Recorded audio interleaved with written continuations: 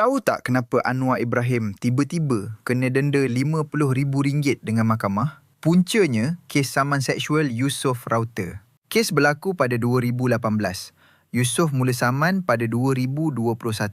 Yusof ni bukan nak duit sangat. Dia cuma nak ruang untuk bentangkan bukti mesej-mesej disgusting dan hadiah iPhone dari Anwar Ibrahim. Dulu Saiful dapat suit Boroni, Yusof dapat iPhone. Rakyat marhain, ambillah RM100 Sarah. Pemurah kan? Bila dah kena saman, korang tahu apa Anwar buat? Dia tak lawan man to man. Dia pergi minta immunity daripada mahkamah. Saya kan Perdana Menteri.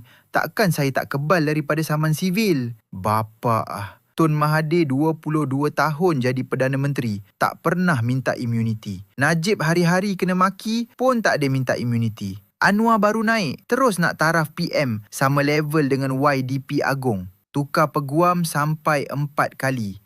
Delay.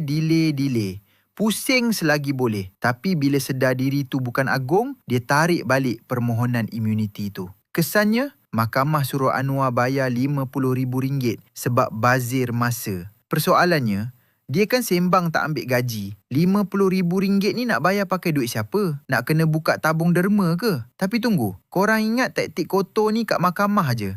Silap. Kat luar, SPRM pula jadi senjata. Najib yang Rafizi lawan habis-habisan dulu pun tak pernah guna SPRM untuk matikan kerjaya politik Rafizi. Tapi hari ni, Perdana Menteri yang Rafizi sendiri bertungkus lumus angkat naik, Perdana Menteri itulah yang cuba nak bunuh dia. Tiba-tiba SPRM nak tahan James Chai, bekas pegawai Rafizi. Ini bukan kebetulan.